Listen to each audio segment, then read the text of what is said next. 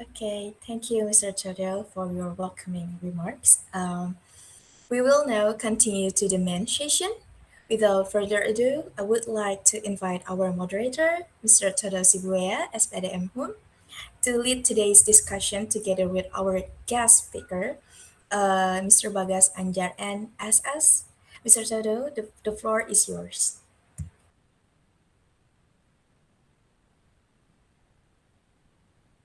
Thank you very much, Mutiara.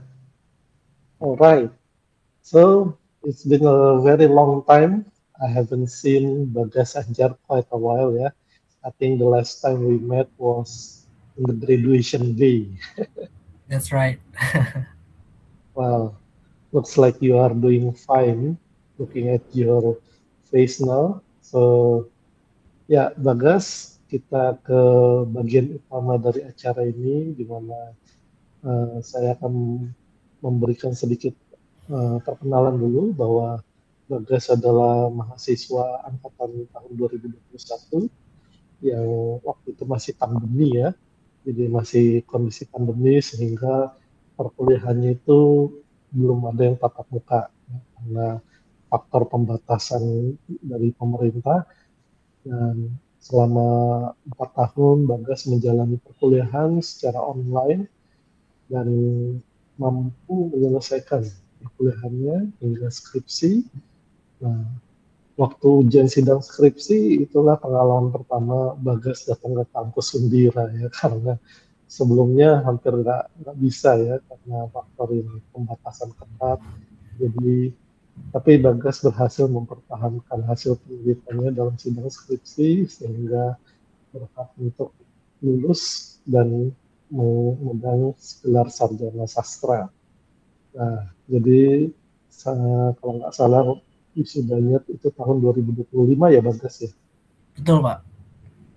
Ya, jadi sudah hampir setahun nih sejak wisuda dan kita mau dengar bagaimana pengaruh kuliah sastra Inggris di Undira ini eh, mempengaruhi Bagas di dunia kerja ya dan saya akan berikan waktu kepada Bagas untuk memberikan presentasi sekitar 20 menit dan setelah itu kita akan lanjutkan dengan sesi tanya jawab antara peserta atau dari saya sebagai moderator. Baik, Bagas, saya persilakan. Baik, Pak Todo, terima kasih atas kesempatannya. Terima kasih juga kamu Tiara dan semua yang sudah hadir di info session kali ini. Seperti yang saya sudah disebutkan sebelumnya, saya sudah diperkenalkan ya, nama saya Bagas, lulusan Undira Sastra Inggris angkatan 2021 sampai 2025. Kali ini saya akan share pengalaman saya berkuliah sastra Inggris di Undira. Sekalian juga mungkin along the way share sedikit tips and tricks dalam presentasi ini dan mungkin nanti kita bisa kembangkan di sesi tanya jawab. Oke, kita mulai ya guys. Oke. Ini introduction saya untuk sedikit lebih mengenal saya lebih lanjut. Especially di bidang pekerjaan. Jadi saya ini sekarang bekerja di Miko World, tetapi saya punya pengalaman di beberapa company sebelumnya. Mainly memang fieldnya itu di digital entertainment. Saya pernah kerja di Tencent Music Entertainment, pernah kerja di Huya, Snack Video, dan sekarang di Miko World. Untuk skill dan expertise yang harus saya berikan seperti itu yang harus saya perform setiap hari untuk bekerja selama beberapa tahun ini, especially setelah lulus Undira, itu berhubungan di community management, user engagement, feedback handling, dan content production and promotion. Sedikit personal knowledge juga mengenai diri saya. Untuk hobbies dan interest saya itu di penulis, writing, poetry, dan visual media.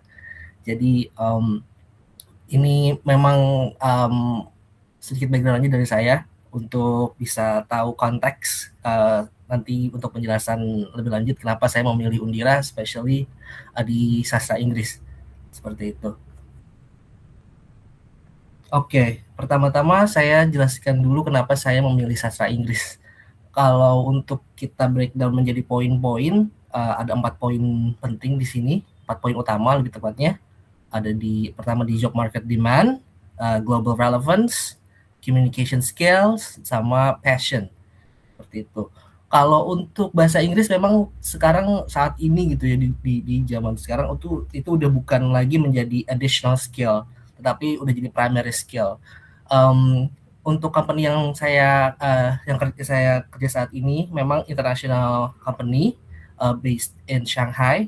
Jadi memang untuk komunikasi fully bahasa Inggris seperti itu, kecuali memang sesama tim lokal ya. Tetapi ketika sesama tim lokal pun kita ketika involve atau berhubungan dengan tim dari pusat dari China itu kita menggunakan bahasa Inggris pastinya seperti itu. Terus juga untuk kebutuhan terhadap kandidat yang dapat berperan dan bersaing dalam skala global seperti yang saya bilang tadi, memang sekarang company sudah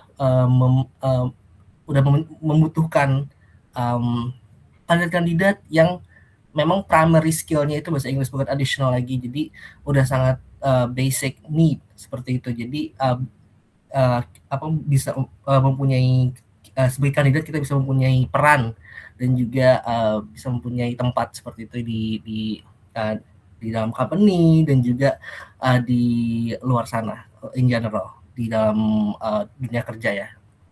Untuk yang poin ketiga ini kembali lagi seperti sebenarnya masih mengenai job market ya, paparan globalisasi terhadap segala aspek kehidupan saat ini itu sebenarnya memang di dunia kerja mungkin banyak kalau misalkan teman-teman di sini yang udah mulai ke LinkedIn atau mungkin mulai dengar cerita-cerita dari teman-teman yang lain, memang banyak job postingan job opportunity seperti itu memang datang dari international company seperti itu dengan berbagai role seperti itu, berbagai role yang mereka cari untuk kita bisa feel itu banyak dari international company dan bidang-bidangnya itu berbagai macam. Kebetulan memang kalau saya di digital marketing, tetapi karena digital entertainment banyak juga masih banyak bidang-bidang lain seperti itu yang memang base-nya itu secara internasional kayak gitu, skala internasional karena globalisasi dan juga pastinya secara business wise global market memang mungkin bisa dinilai lebih menjanjikan seperti itu ya karena lebih besar global marketnya. Sekarang ke poin keempat itu sebenarnya lebih ke personal. Itu untuk kenapa saya pilih sastra Inggris, karena sastra Inggris memberi kesempatan untuk mengasah dan mengembangkan soft skill melalui eksplorasi minat dan ketertarikan dalam kehidupan personal dan profesional. Basic skill komunikasi yang dilatih melalui mata kuliah seperti language skill seperti speaking, listening, reading, writing, dan linguistik seperti semantics. Jadi ini tuh maksudnya kayak memang apa yang sudah dipelajari di sastra Inggris dan memang sebelum saya memilih sastra Inggris saya sedikit lakukan research seperti itu, dan apa yang akan dipelajari memang menurut saya skill-skill ini yang akan dibutuhkan seperti itu untuk bisa kembali lagi ke poin yang di awal, berperan dan bersaing di job market saat ini seperti itu, yang memang butuh orang-orang yang bisa membawa dirinya dalam skala global, dan pastinya tidak dibutuhkan expertise yang tinggi seperti itu. Expertise yang tinggi mungkin nanti kita akan bahas lebih lanjut, tetapi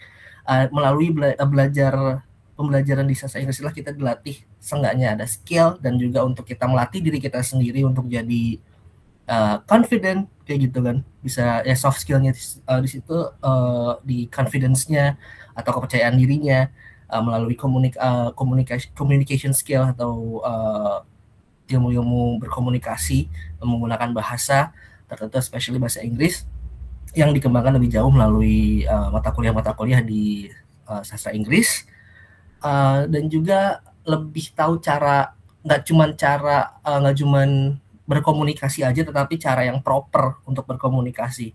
Bagaimana cara kita secara baik dan benar berkomunikasi menggunakan bahasa Inggris melalui pembelajaran di mata kuliah yang kita dapat dari jurusan sastra Inggris seperti itu. Karena bukan hanya grammar yang kita belajar, bukan hanya dari speaking, listening, reading, writing itu bukan hanya grammar, tetapi banyak yang kita pelajari yang membantu nggak cuma kita benar gramarnya, tetapi bagaimana apa yang kita mau sampaikan itu tersampaikan dengan sesuai. Mereka juga mendengarnya, mereka dalam arti lawan bicara kita atau siapapun yang kita komunikasikan itu menerima itu dengan baik dan sesuai dengan apa yang kita ingin sampaikan seperti itu, proper. Karena kan apalagi di dunia kerja gitu harus mungkin sedikit formal, tetapi juga ketika di untuk setting di dunia kerja itu settingnya nggak selalu formal, maksud saya seperti itu. Jadi memang ada formalnya, tetapi ada juga bagian dimana ketika kalian misalkan lagi acara di luar kantor, kalian kan harus sedikit asik lah seperti itu ya, apalagi kalau misalkan di lingkungan internasional seperti itu.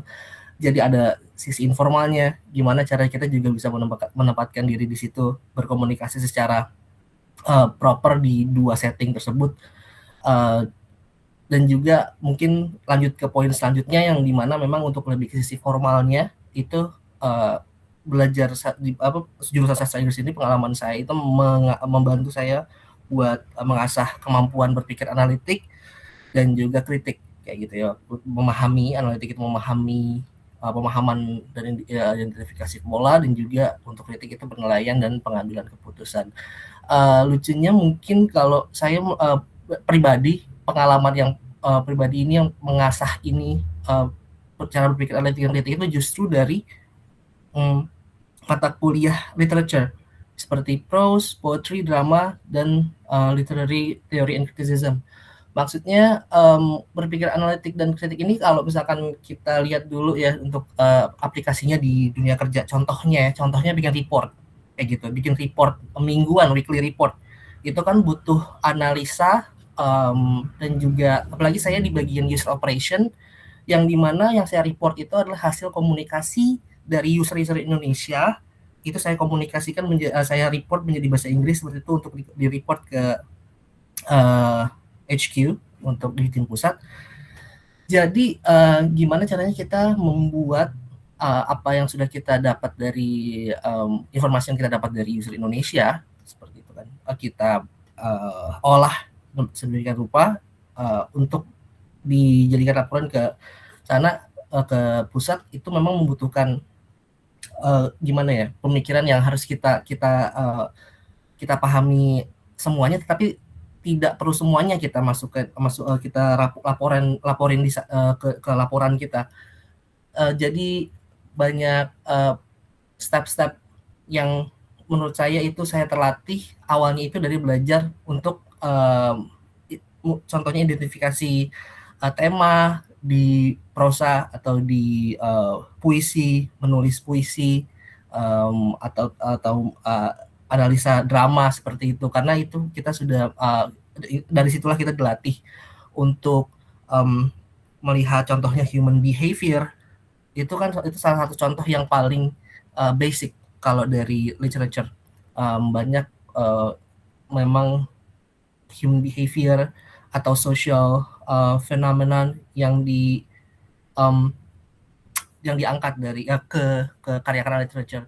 Dan itu exposure yang saya dapatkan melalui pembelajaran literature, khususnya di mata kuliah itu membantu saya untuk memahami user, memahami orang-orang lebih baik, dan juga membantu saya untuk mengasah cara berpikir analitik dan kritik untuk pembuatan report seperti itu kan, untuk pembuatan report untuk pekerjaan yang lebih formal seperti itu. Jadi memang semuanya terintegrasi. Selanjutnya kita lanjut ke kenapa saya memilih Undira. Seperti yang Bapak Todo sebelumnya sempat singgung, bahwa memang waktu saya masuk tahun pertama di Undira itu 2021 memang sedang pandemi, dan keadaannya memang saya sudah bekerja dan membutuhkan kampus yang bisa mengakomodasikan itu. Ada beberapa poin di sini yang saya masukkan. Untuk pertama, jadwal kelas yang sesuai untuk bekerja, memungkinkan pekerja untuk bekerja full time, karena saat itu jadwalnya memang sudah terstruktur seperti itu, tetapi memungkinkan kita pekerja full time buat tetap bekerja tanpa mengganggu pekerjaan kita, seperti contohnya mungkin di kelas di malam hari, jadi saya bisa ke kampus, maksudnya kelas online ya, bisa mengikuti kelas online on the way home, atau misalkan setelah saya sudah sampai di rumah seperti itu. Jadi memang jadwalnya sesuai untuk saya sebagai pekerja full time, dan juga tenaga pendidik dan staf lainnya yang mendukung. Jadi dalam mendukung di sini untuk tenaga pendidik seperti para dosen, Bapak Ibu dosen, dan juga staf-staf di kampus itu memang mengerti dan mendukung sepenuhnya keadaan kita. Pastinya kita juga harus bekerja keras untuk keep the balance ya guys. Dalam arti nggak cuman kayak minta dimengertiin mulu, tetapi kita dari sisi kita juga harus ada usaha yang sebagai mahasiswa, tanggung jawab mahasiswa yang harus kita penuhi. Tetapi ketika itu sudah dipenuhi, tenaga pendidik dan staf lainnya itu mendukung. Bahkan walaupun belum terpenuhi pun sebenarnya ketika memang masih maaf guys, ketika masih kita masih berusaha buat memenuhi itu akan didukung seperti itu. Dan juga lokasi kampus yang strategis, karena waktu itu saya juga memang tinggal di Jakarta Selatan seperti itu. Jadi tidak terlalu jauh sih dari tempat tinggal saya, dan kantor saya waktu itu memang juga sempat di Jakarta Barat di daerah Taman Anggrek, jadi tidak terlalu jauh. Lokasinya strategis, dan memang ada beberapa kampus ya, tidak hanya di Tanjung Duren, cuman waktu itu saya di Tanjung Duren. Dan yang terakhir ini memperluas jaringan profesional. Saya tahu gitu bahwa memang kalau untuk kelas karyawan, kampus kelas karyawan itu pastinya mahasiswanya kebanyakan, tidak semua, kebanyakan itu akan merupakan pekerja juga, kayak gitu, pekerja juga. Jadi saya tahu bahwa akan ada kesempatan untuk saya berada di antara para pekerja, dan saya bisa membuat koneksi gitu. Saya bisa membangun koneksi antara para pekerja secara profesional di luar dari status kita sebagai mahasiswa atau teman sekelas atau teman seangkatan, kayak gitu sih. Mungkin ini sedikit presentasi dari saya aja, mungkin kita akan bisa kembangkan di Q&A. Thank you everyone for the attention. That's all. Ya, terima kasih banyak Bagas. Ya, tadi kita sudah mendengarkan pemaparan dari Bagas tentang kuliah sastra Inggris di Undira, dan bagaimana kuliah selama ini mempengaruhi Bagas ya, dan kemudian juga berkontribusi ketika dia masuk